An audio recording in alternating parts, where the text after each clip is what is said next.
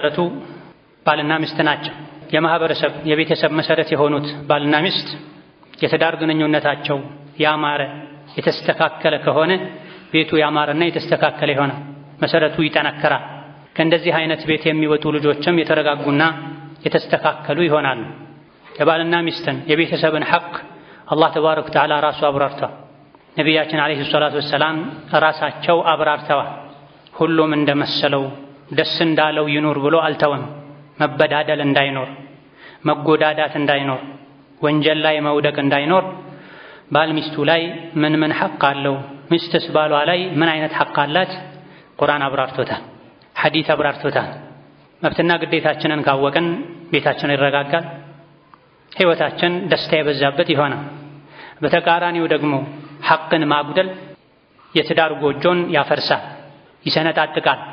ከእነዚህ አይነት መሰረቱ ጠንካራ ካልሆነ ግጭት፣ ጸብ፣ በደል፣ መገፋፋት ከሚበዛበት ቤት የተፈጠሩ የተገኙ ልጆችም ብዙ ጊዜ ህይወታቸው ላይ መረጋጋትን አያገኙ፣ የቤተሰቦቻቸውንም ሐቅ አይጠብቁም። ይህ እንዳይሆን ባልና ሚስት አንድም አላህን ለመታዘዝ ብለው ሲቀጥልም ለልጆቻቸው ሲሉ እንደዚሁ ደግሞ አላህ ዘንድ ተባረከ ወተዓላ ወንጀለኛ እንዳይሆኑ እንዳይጠየቁ በህይወታቸውም ሰላምን ደስታን እንዲያገኙ የባልና ሚስትን ሐቅ ማወቅና መጠበቅ ይገባል።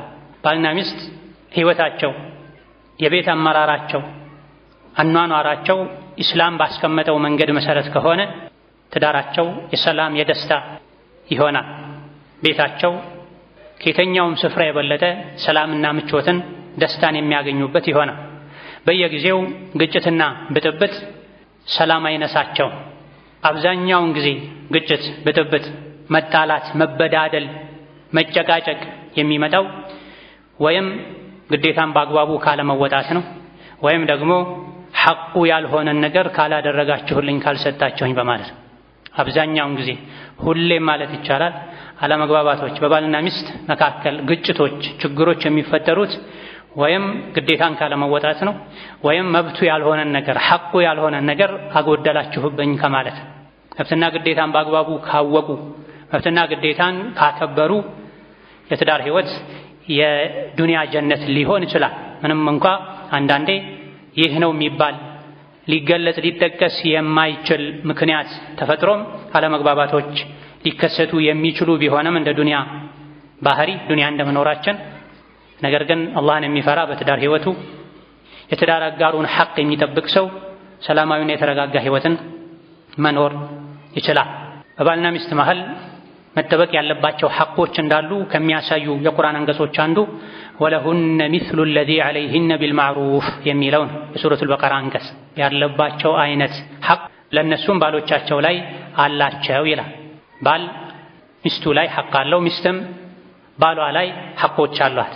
ነቢ ዓለይሂ ሰላቱ ወሰላም ኢነ ለኩም ዐላ ኒሳኢኩም ሐቃ፣ ወንዶች ሆይ ለእናንተ ሚስቶቻችሁ ላይ ሐቆች አሏችሁ፣ ለሚስቶቻችሁም እናንተ ላይ ሐቆች አሏቸው ብለዋል። ባል የሚስቱን ሐቅ ሲጠብቅ፣ ሚስትም የባሏን ሐቅ ስትጠብቅ ግንኙነታቸው አብሮነታቸው የሰላም ይሆን የደስታ ይሆን መልካም ልጆች የሚፈሩበት ይሆን። በተቃራኒው ደግሞ ሐቅን አለማወቅ ወይም ያወቁ ማጉደል ካለ አብሮ መኖሩ ጉዳቱ የበዛ ይሆናል። ሚስት ባሏ ላይ ካሏት ሐቆች አንዱ ማህሯን በአግባቡ መስጠት ነው። አላህ ተባረከ ወተዓላ ለሴቶች ለሚስቶቻችሁ ማህር ስጡ ብሎ አዟል። ወአቱ ኒሳአ ሰዱቃቲሂነ ኒሕላ፣ ለሴቶች ማህራቸውን ስጧቸው፣ ኒሕለተን ዋጅብ የሆነ ስጦታ። እናንተ በበጎ ፈቃደኝነት በማመጻደቅ መልኩ ምትሰጡት ሳይሆን እናንተ ላይ አላህ ግዴታ ያደረገው ስጦታ ሲሆን ማህራቸውን ስጧቸው ብሎ አላህ ተባረከ ወተዓላ አዟል።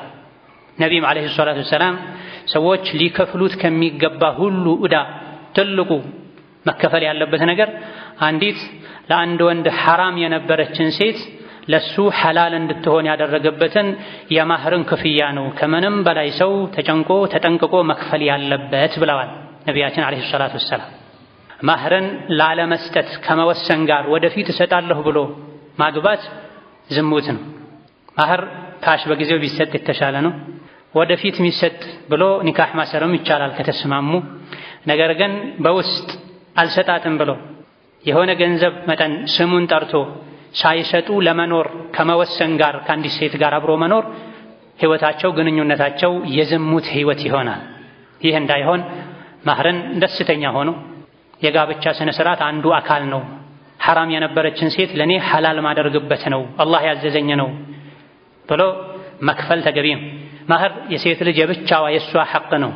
አባት እናቷ ወንድሞቿም ሊቀሟት አይገባም። ባልም አስፈራርቶም ይሁን አታሎ አጭበርብሮ ሊወስድባት አይገባም። በበጎ ፈቃደኝነቷ ከሆነ ሁሉንም ለባሏ ይቅር ማለት ትችላለች፣ ከተስማሙበት በኋላ ከተከፈለ በኋላ ወይም ቃል ከተገባ በኋላ።